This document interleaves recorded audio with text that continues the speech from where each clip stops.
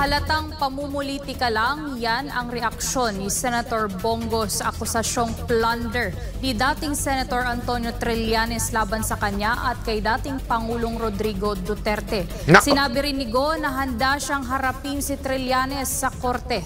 Si Troy Gomez magbabalita.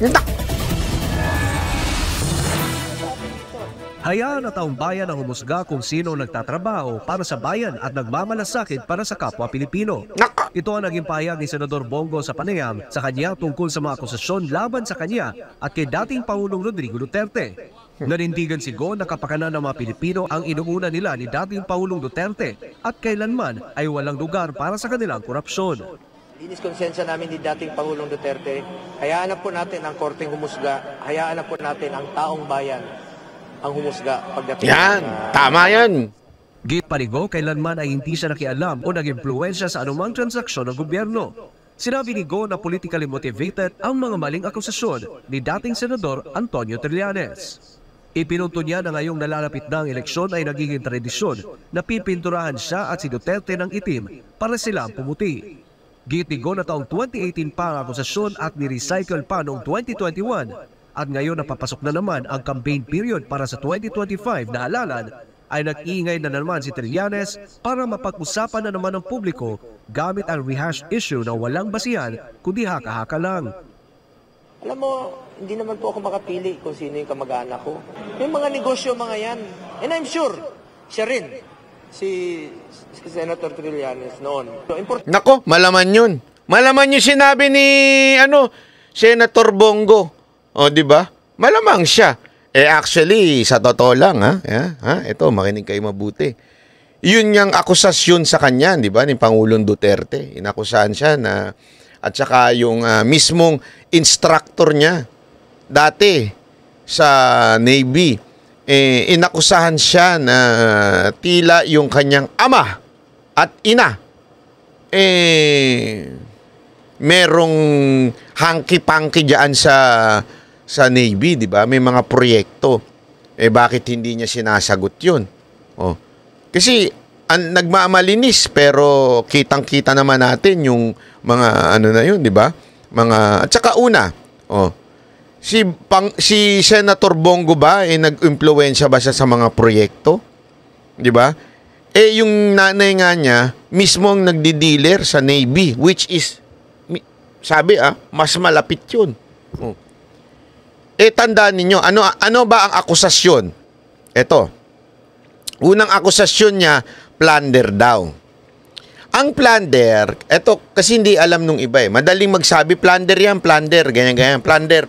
Hindi alam kasi nung iba kung ano ibig sabihin ng plunder Alam nyo ba, ang plunder, kailangan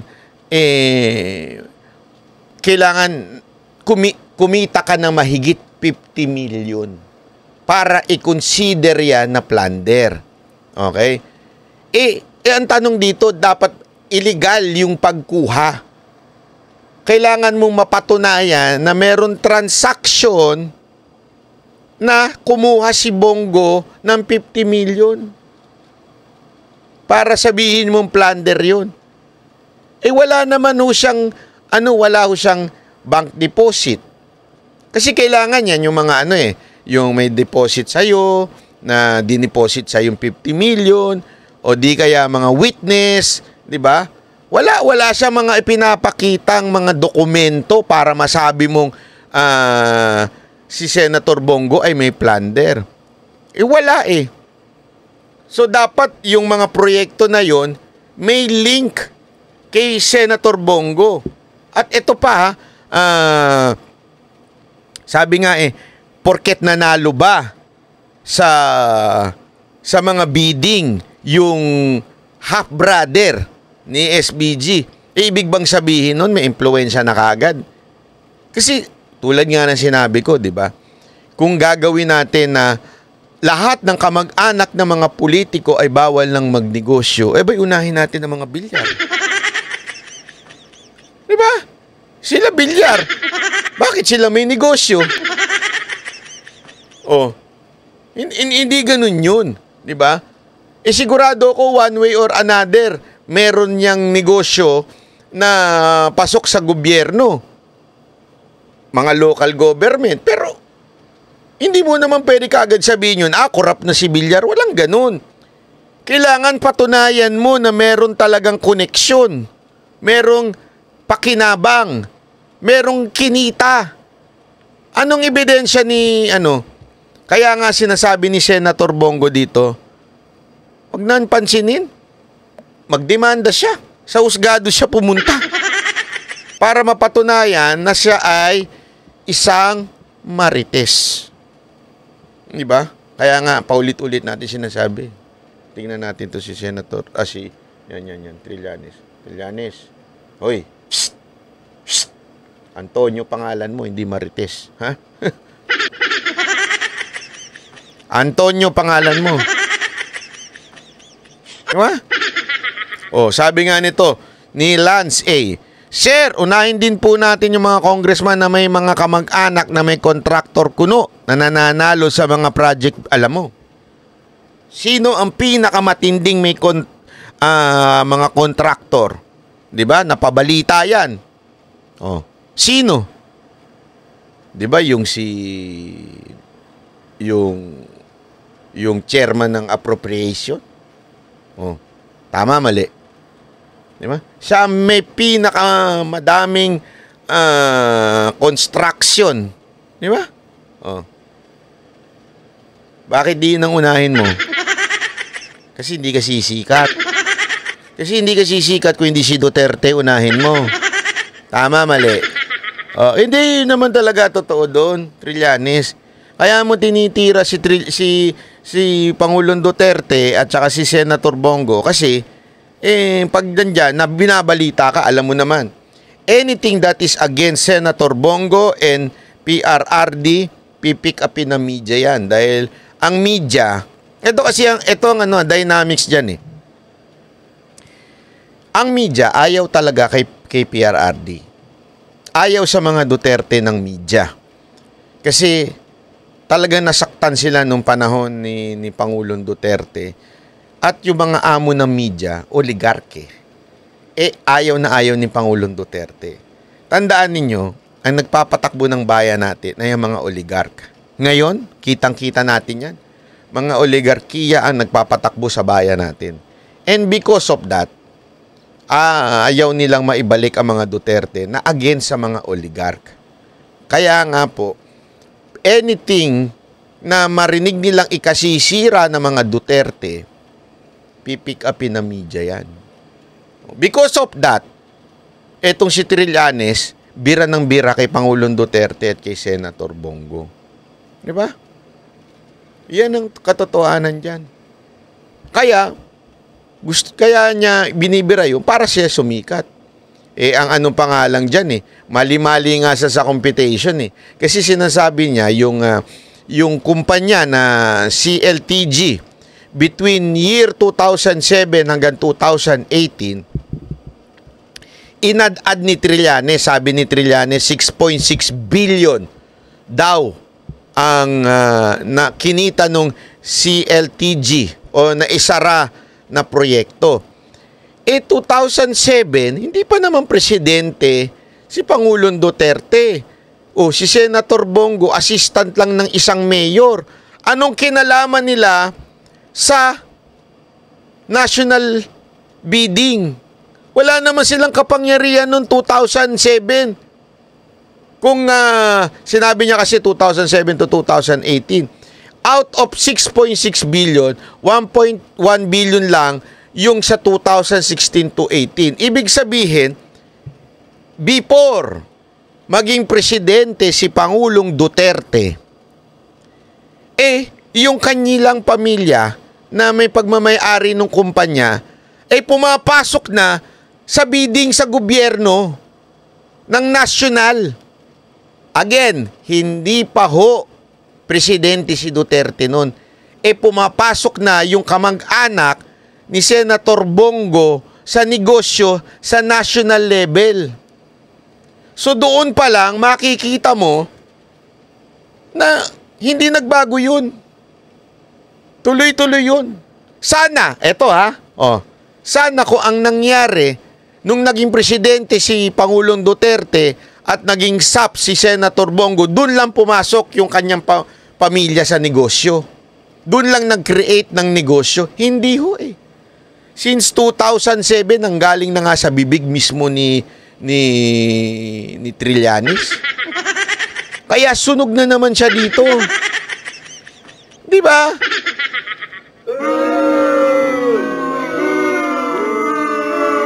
Sige nga ho, paano makikialam ang isang mayor at ang isang alalay ng mayor sa mga bidding sa national level to na bidding? Paano ka makikialam? Hindi, kamag-anak ako nung alalay. Pupunta siya doon. Sasabihin niya, kamag-anak ako nung alalay nung mayor ng Davao. Kaya i-grant nyo sa akin yung mga proyekto na yan. Ganyan ewan ko. Ganyan yung tama ni Trillanes. Wala na sa hulog talaga mga hirit niya. Basta lang talaga makahirit. Di ba? Kaya nga alam nyo ba, may tawag sa kanya? Si Pangulong Duterte. May tawag sa kanya. Mamaya, di-discuss natin yan. Ituloy muna natin ng Diyos na to dahil alam nyo ba, ito ang balita ko, kakasuhan yan. Kasi sinisira yung pangalan ni Senator Bongo. Kaya nga ako, Senator Bongo, kung ako sa inyo, kasuhan nyo yan. Dapat na talagang etong mamang to, mali na ang ginagawa. Lahat na lang ng kumontra sa kanya, lahat na lang ng bumatikos, kinakasuhan niya para tinatakot niya. Kasi remember this mga kababayan. Iyan ay kahit sundalong kanin yan, sundalo pa rin yan. Ang kanyang way of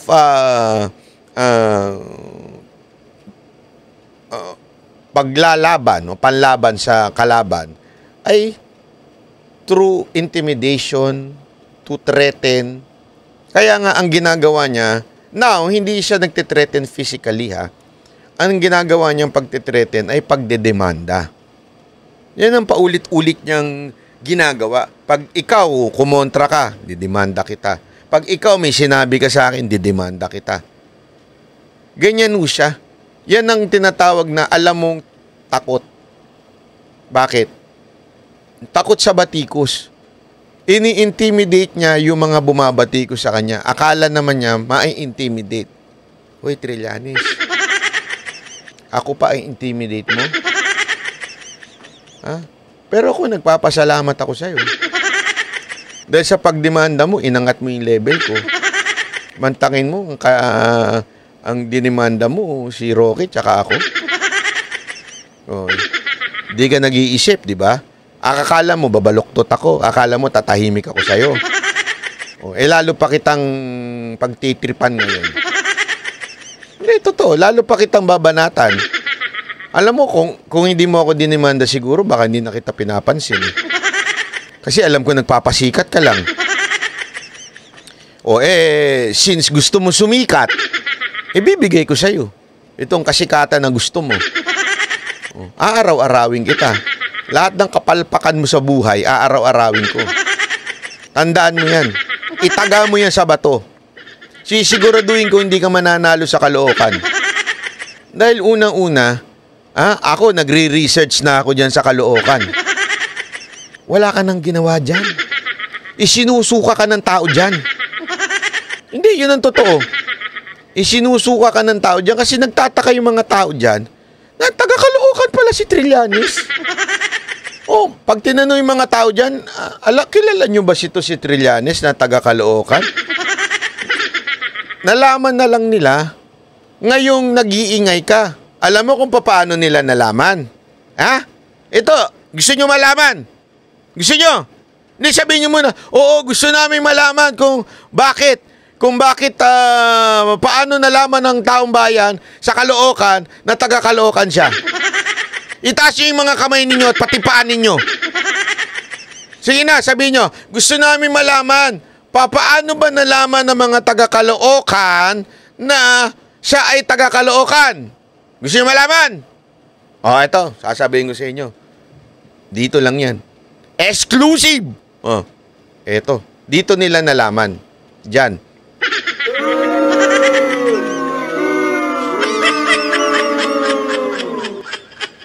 Diyan nila nalaman.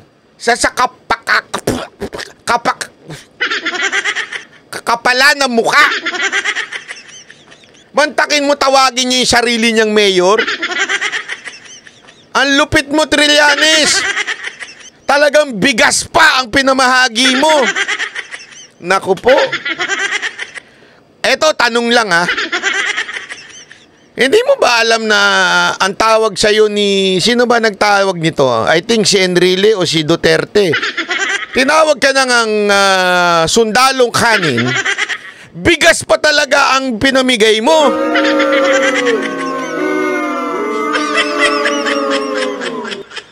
Tapos, isipin mo yan ha, bigas pa pinamigay mo.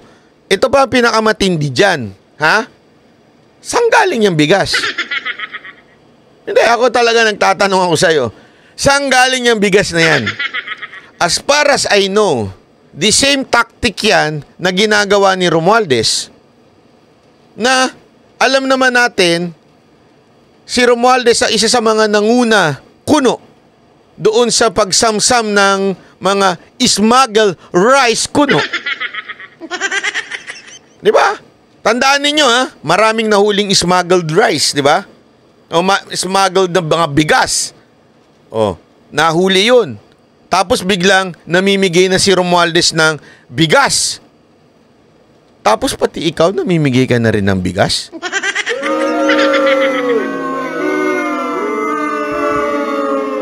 Don't tell me, Mayor, kaya.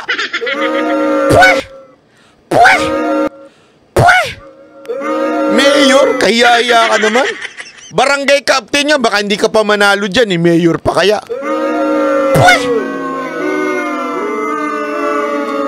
Sino ba mga taga-Caloocan dito? Sige nga, sino yung mga taga-Caloocan dito? Iboboto nyo ba ito?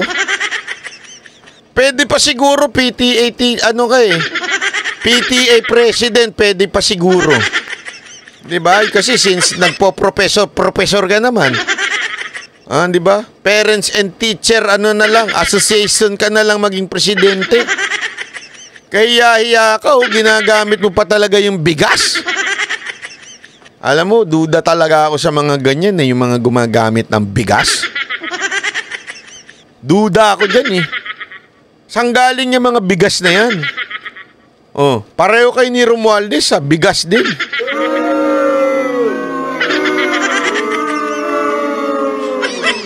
Grabe. Parang gusto ko na rin mamigay ng bigas Hingi kaya ako kay Romualdez ng mga smuggled rice na nahuli nila. Tapos mamigay ako ng bigas. Tapos pagmumukha ko rin yung ilagay ko dyan. Tapos ilagay ko President Banat Bay. Kasi pakapalan na lang ng mukha kapalan ko na rin yung mukha ko. Presidente na itawag ko sa sarili ko. Mantakin mo, itawagin mo yung sarili mong mayor, hindi ka nga nakikita dyan sa Caloocan. Di ba? Mantakin mo hindi ka nakikita sa Caloocan. Minsan ka lang nagpupunta dyan. Tapos, gusto mo gawing mayor ka ng mga taga-Caloocan?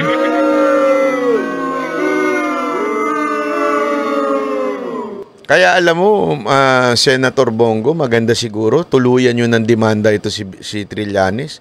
Alam mo, Senator Bongo, wala na kasing sa totoo lang, walang pumapansin dito talaga kay kay Trillanes kasi alam naman ng iba, marites yan. Alam naman ng iba, nag-iimbento lang yan. Di ba? Alam naman ng iba yan Oh. Kaya nga, dapat dyan, hindi na pinapatulang. Kaya lang, sobra na yung ginagawa niya May hangganan, ika nga. Hindi pa pwedeng ganun-ganun na lang. May hangganan yan Kaya it's time na dapat talagang kasuhan nato. Tante, nakialam ba ako? Nakialam ba kami ni Pangulong Duterte? Hindi. Samantala, binigyang diin naman ni Go ang kanyang karapatang magsagawa ng mga legal na aksyon para ipagtanggol ang kanyang karangalan, pangalan at reputasyon. I also reserve the right to pursue legal actions in order to defend my honor, my name. Yan, palakpakan. para sa Diyos at sa Pilipinas kung mahal. Troy Gomez nag-uulat. Ayan. So, ayan na nga ang sinabi ni Senator Bongo. He has to defend his name. So, Trillanes, ano ka na, it's bilang na oras mo na ikaw ay mahatulan ng isang malupit na demanda rin, di ba? Dapat talaga. Kasi ano ka na panggulo ka na sa bayan Hindi ko nga alam kung meron, ano kayang kasong ikakaso dito kay Trillanes. Kasi hindi sapat yung libel Hindi sapat. Kulang yung libel. Meron bang batas na anti-salot law? Kasi salot talaga siya sa lipunan Ano kayang magandang ikaso kay Trillanes? Anti-epal law? Illegal marites law. Meron, ako nagtatanong lang. Ito, tanong lang ba ito, ha? Dapat magkaroon tayo ng batas anti-marites law, no? Di ba? Siguro kalahati ng mga Pilipino kulong. Diba? Isipin mo yun, na anti-marites law. Anything na minarites mo, ikukulong ka. Ha? Pag hindi mo kayang patunayan yung iminarites mo, ikulong ka. Di ba? Anti-bobolo. Yun, pwede rin. Sana, hindi. Alam mo, anti-pabidalo. Kailan kaya magkakaroon ng ganyan, ano? Sana naman magkaroon ng, mga senador natin. Di ba? Trillanes. Senator Bongo. Baka naman pwede magpasakay ng batas. Anti-marites law. Di ba? Anti-epal law. Ang daming pwedeng dyan gawa ng batas tas natin di ba? I-demanda yan. Nako, grabe talaga. Ito puno ang kulungan, boss. Okay lang siya dun.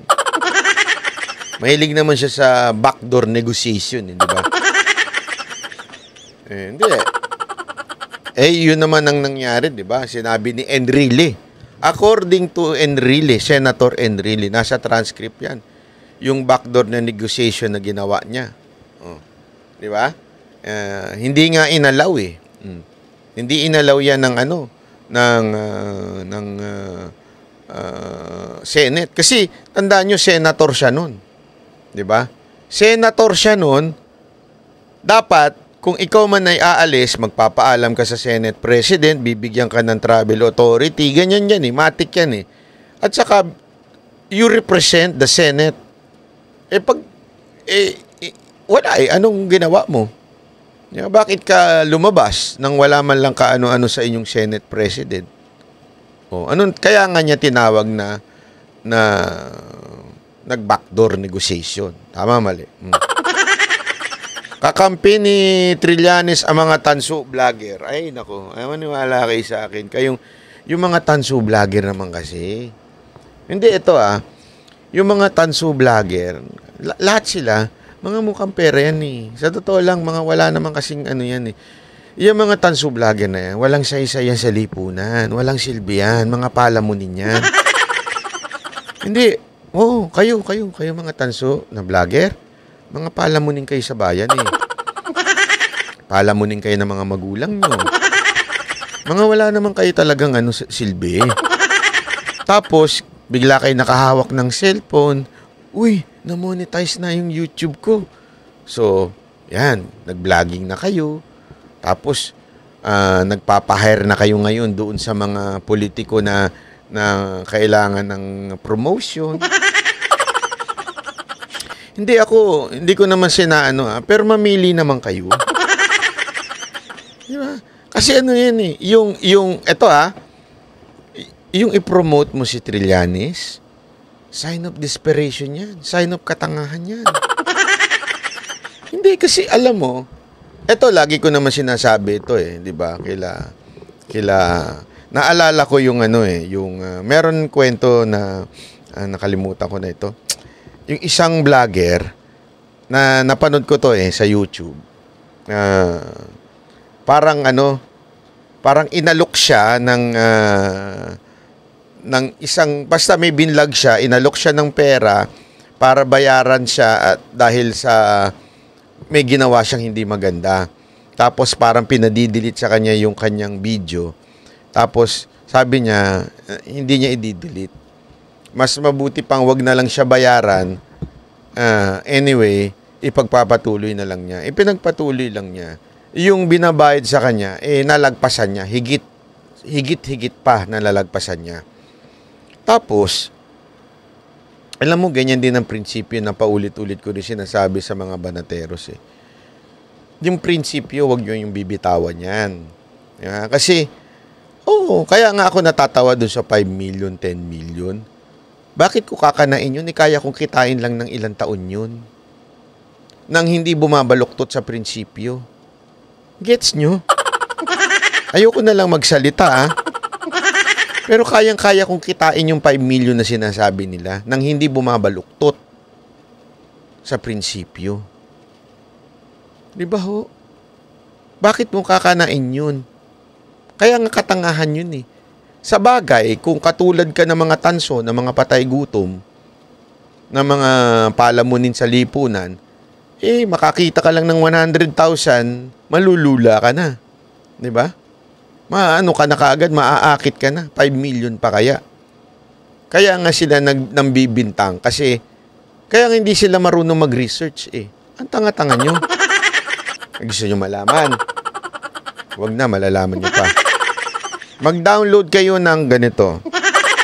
Malalaman ninyo yung mga analytics ng mga vlogger. Makikita ninyo, ang layo ninyo sa mga banateros. Ito, walang biro ito Kaya nga sinasabi ko kila Jay, binibiro ko nga sila. Sabi ko sa kanya, manindigan lang kayo. Stay to the truth. YouTube is a marathon. Hindi yan yung one time, big time. Kasi yung mga, pasensya na, wag ko kayong hindi ko to inaape, pero gano'n na nga. Yung mga patay gutom na mga vlogger dyan, na mga tanso, gusto kasi nila one time, big time nakita. Ganyan ang mga ugali ng mga scammer Yung one time, big time nakita, ganun sila. Hindi. Dahil kung sinasabi sa banateros, pangalagaan ninyo yung inyong credibility. Huwag na huwag kayong papasok sa fake news. Siguraduhin ninyo may ebidensya. Whenever you presented an opinion, make sure na meron kayong ebidensya. Kung wala kayong ebidensya, huwag nyo nang kanain. Kahit pa, quote-unquote, sikat yung issue na yan. Kasi pag nasunog na kayo, sunog na kayo. May nakita kang nasunog tapos pinunasan, after nun bumalik sa dati niyang kaanyuan. Wala. 'Di ba? Pag sunog ka na. Kaya dapat siguraduhin mong hindi ka masusunog sa mga sasabihin mo or else mayayari ka. Okay? Hindi ko sinasabing wag magkamali. Maari ka magkamali na hindi ka nasunog. Ano yung sinasabi kong nasunog?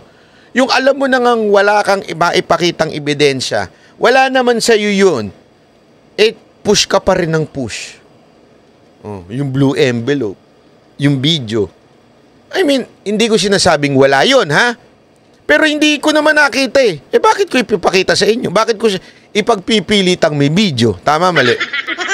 Kung masunog ako. Unless nakita ko ng mata ko, uy, may video nga. Yan, talagang isasabihin ko sa inyo, may video. Pero kung wala ka naman nakikita, sinasalsal mo lang para ka magkaroon ng viewers dahil sikat yung video na yan. Sikat si Lisa Tanas. Ba't mo kayong kakargahin yan? Tama, mali? Di ba? Yun yung punto ko dito. Dapat hindi tayo ganun. Kayong mga vlogger na tanso, Kayong mga vlogger na tanso, maniwala kayo, one day, pupulutin kayo sa kangkungan. Kumita nga kayo, dahil sa pinopromote nyo yung walang kakwenta-kwentang si Trillanes. Pero, one day, pupulutin kayo sa kangkungan. Maniwala kayo. Once you started na maging Marites vlogger, one day, pupulutin kayo sa kangkungan. Katulad ng mga nagko-comment dito ng mga MDS. Di ba? Sinasabi nila, move on. Ano yan? Inggit. Alam mo kung bakit nila sinasabi yan? Kasi nasunog sila dun sa video. Kaya ayaw na nilang balikan yun. Kasi hindi nila matanggap sa kanilang puso ay na naging tanga sila uli. Yun ang totoo. Di ba? Yun ang katotohanan dun. Yung nasunog ka na, naniwala ka sa tanga. O hindi pare-pareho kayong tanga. Tapos, pipigilan mo yung ibang tao na magsalita na para mamulat ang mata ng ibang tao. Di ba? Tapos, alam mo yun, galit na galit ka kay Banat Bay, pero nood ka pa rin na nood. Pero basta ang topic na ay yung pagiging tanga nila, umiinit ulo nila. Kasi ibantakin mo. Ito sa totoo to eh. Sa totoo lang to Real talk tayo, totoo. Nasunog na nga kayo noong 2022. Nabudol na kayo noon eh. 'Di ba? Nabudol na kayo, nabumoto ko kayo kay Marcos. Bakit? Naniwala kayo dun sa vlogger ninyong iniidolo. Tapos, nasunog na naman kayo ngayon. 'Di ba? Nasunog na naman kayo na wala palang video. Ang bihirang buhay, ere. 'Di ba? Na double whammy kayo. Oh. Kawawa naman kayo. Pero okay lang 'yan, ha? Okay lang 'yan. Pero wag niyo naman, baka naman may pangatlong beses pa ng pagiging tanga ninyo. Tama na yung 2 beses. Pag ginawa mo pang 3, inaraw-araw mo na. Pambihira ka naman. Hindi ko kayo kinukundena ha. Sa totoo lang, I'm giving you a chance. Malay nyo na talagang minsan gullible lang kayo. Kasi marami talaga dyan na medyo gullible lang talaga eh. Yung nagpapaniwala ng... Kaya nga meron ako sa inyo suggestion ha. Kayong mga gullible na mga MDS ha. May suggestion ako sa inyo. Pag merong vlogger na nagsalita na may pinresinta siya, hanapan nyo kagad ng ebidensya. Kung wala siya may presenta, kayo mismo maghanap ng ebidensya. Pag wala kayong mahanap ng ebidensya, huwag na kayong maniwala. Kung puro lang, ito, may blue folder, may ganitong folder, may video, may picture. Ito, tanungin ko kayo. Di ba? Mga bataan ng mga MDS. Sino yung MDS? Sino ba yung MDS, Banat Bay? Maharlika diehard supporter at saka Morales diehard supporter.